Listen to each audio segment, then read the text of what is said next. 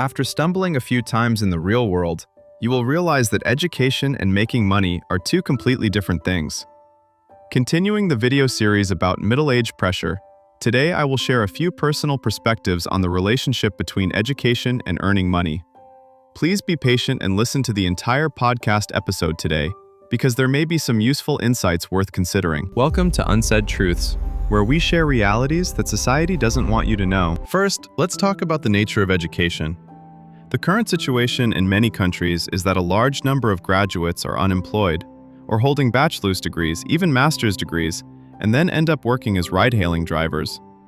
Many people rush to the conclusion that education is no longer important, or they blame schools, the education system, or even the government.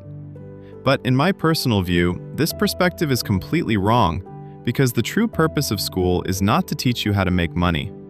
When it comes to earning money, society can be divided into four groups. The first group is employees, people who trade their time for money. The second group is specialists, such as doctors, lawyers, scientists, and singers. The third group is merchants, people who start companies, invest capital, run businesses, and make money through markets and leverage. The fourth group is the elite, those who can set the rules of the game. Schools mainly guarantee an output for the first and second groups. These two groups make up the majority, and without them, society cannot develop or operate in a stable way. In that sense, the mission of the education system has already been fulfilled. As for which group you belong to, and whether you earn little or a lot, that depends on your direction, your abilities, and your level of awareness. Now let's move on to the nature of making money. Here are three core principles of earning money. The first principle: being hardworking does not necessarily mean you will earn a lot of money. In China, there is a 16-character saying that reveals the secret of making money. This saying appeared about 2,000 years ago during the era of Emperor Wu of the Han Dynasty, and it is still accurate today. It goes as follows: wealth comes from strategy, not labor. Profit comes from position, not toil. The first part of the saying makes it clear that exchanging physical labor for money will never make you rich, because both energy and time are limited. Restoring your energy requires additional costs. If you remain trapped in this cycle, using labor to earn money, then using money to restore your health, you will remain poor forever. There are three main factors that create gaps between people: differences in awareness, differences in information, and differences in ability. Among these, awareness is the most fundamental and the most important, because abilities and information can be bought or borrowed. For example, if my ability is insufficient, I can hire someone. That is buying ability. Finding a partner is borrowing ability. Information is even easier to obtain, especially in the age of technology and AI, where information can be accessed very quickly. But awareness is different. A person's awareness grows gradually through real-world experiences and practical lessons. In China, there is a saying: you cannot earn money beyond the limits of your own awareness. For example, people who win the lottery or become rich through luck are not rich through real capability. If you observe carefully, you will notice that they often become poor again very quickly. This may be due to reckless spending or a lack of investment knowledge, leading to losses. In short, society has countless ways to take back the money you gained by luck if it lies beyond your level of awareness. Wealth is essentially a reward for awareness. The third principle: the ability to seize opportunities and act at the right moment.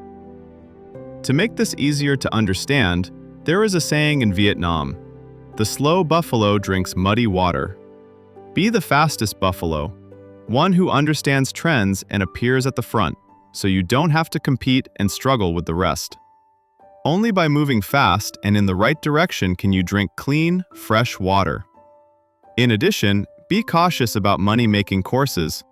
In any industry, if you see too many people who once made money now switching to selling courses, you should be alert. In reality, very few people will teach you the exact methods they are currently using to make large amounts of money. If they do, be careful of two possibilities. First, that method is already outdated, the market is saturated, and it is no longer as profitable as it once was. Second, you are gradually becoming someone they are trying to exploit. To sum up, the essence of making money is an exchange. hard work and effort only increase efficiency. They are not the root cause of success. Education provides the foundation, but awareness is what truly determines outcomes. Book knowledge is fixed, while awareness must constantly evolve and be updated. Therefore, we should never stop learning in order to raise our level of awareness. After the age of 30, if you have to start over, choose a job you can do for the rest of your life. Continuing from the discussion above, let's move to another aspect. If you have to start over after 30, what should you prepare? First, to be clear about my personal view, once you have entered middle age, you should not casually quit your job or switch to a new business field unless you have thoroughly researched it and have a solid financial foundation. Because today, every industry is fiercely competitive. Making money has never been easy. To be completely honest, if your work is still difficult today, it is because you are not good enough yet, and you cannot compete with others in the same field. When you switch to a new field, you are essentially a beginner. Work will not go smoothly at first. The first thing you should do is look for colleagues who are more successful than you. Learn from them to see what you are lacking and what you need to improve.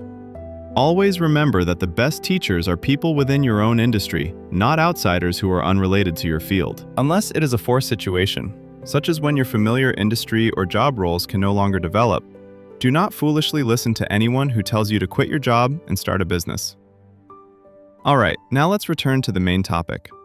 After the age of 30, especially after 35, when you have entered middle age and have no other choice but to change careers or restart a business, how should you choose? First, you need to understand that the differences between people are formed through accumulated time. Most of us start from a similar starting point. Except for a very small number of people who are born at the finish line, you and I are essentially the same. In your early 20s, you step into society. Every 3 years is a step forward, every 5 years is a doorway, and every 10 years is a full cycle. The gap widens little by little over time. Starting over means competing with people in their 20s who are full of energy and ambition. Do not foolishly compete with them in youth, creativity, or technological skills.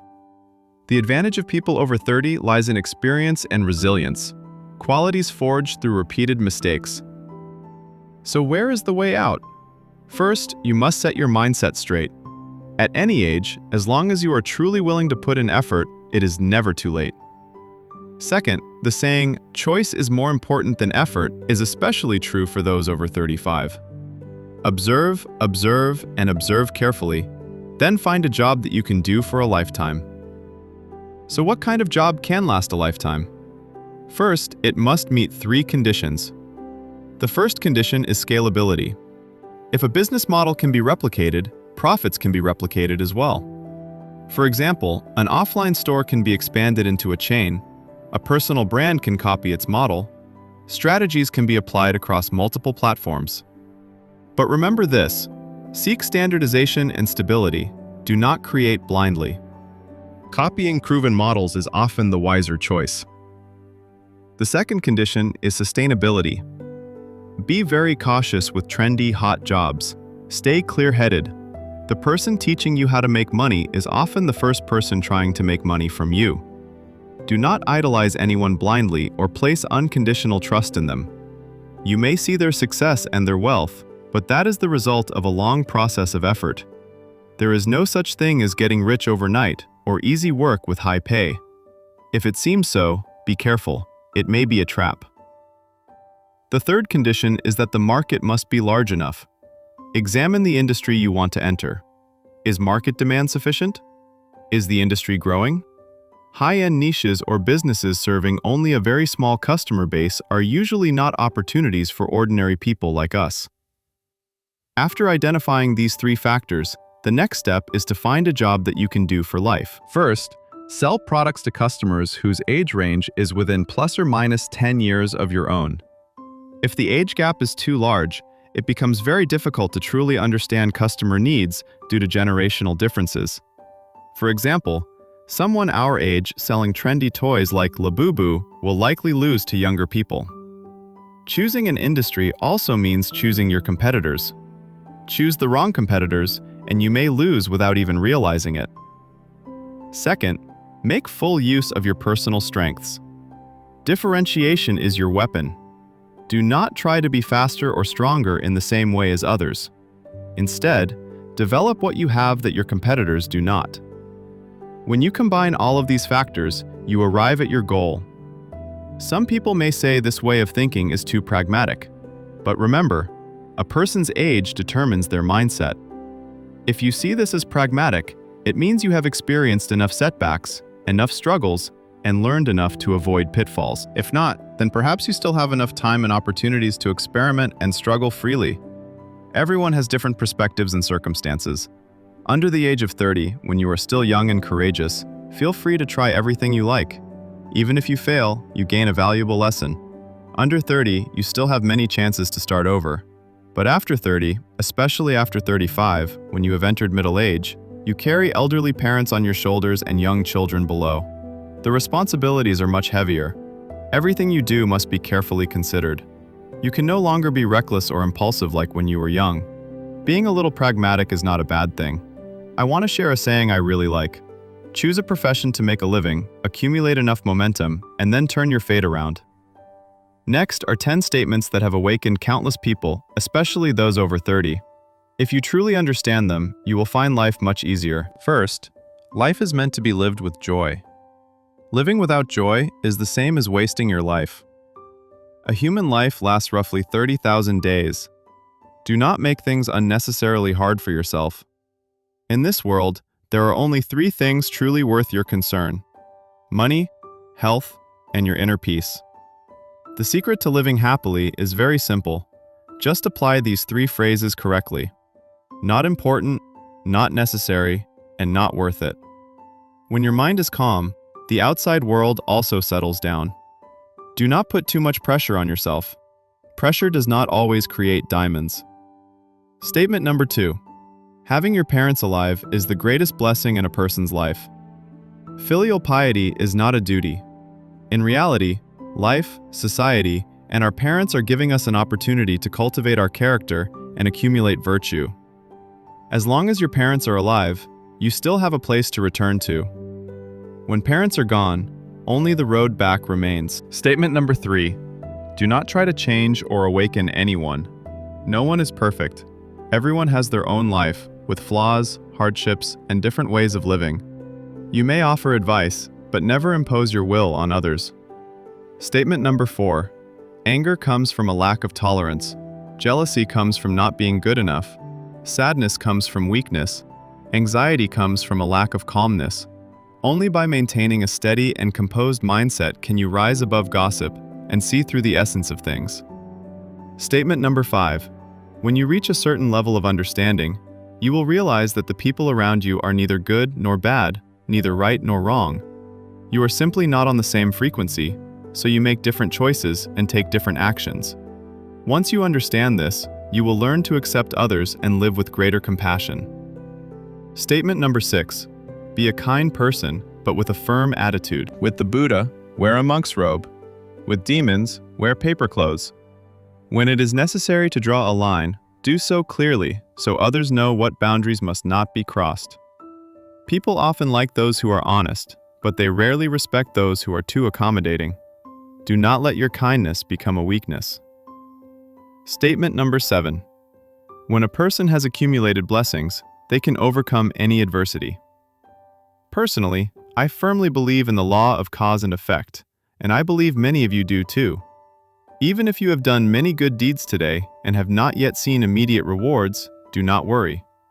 One day, at a certain moment and in a certain situation, your blessings will arrive, sometimes multiplied many times over. Blessings are not only for yourself. Often, they extend to those around you. If parents treat their daughter-in-law well, then when their own daughter becomes a daughter-in-law elsewhere, she too will be loved and cherished. Statement number 8. Time heals all wounds. No matter how big or serious a problem is, it usually takes about 3 years to get through it. When something happens, do not panic because panic solves nothing. Face it calmly and it will pass. Use the mindset of your future self to face the problems of the present, and everything will feel much easier. Statement number 9. When does a person truly awaken? It is after realizing they love the wrong person, after a marriage falls apart, after surviving a life-threatening illness, after a business failure, or after experiencing separation and loss. At that moment, you understand that life is impermanent. Every event is both a trial and a way to refine you.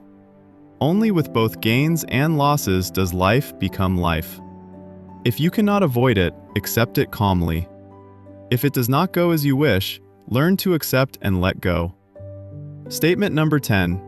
In the blink of an eye, a day is gone. Turn your head and a year has passed. Sometimes, turning your back once can mean a lifetime.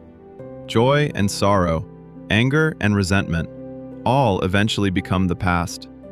Time cannot flow backward, so do not spend every day looking back and lamenting. Living in the present is like flowers blooming along the road.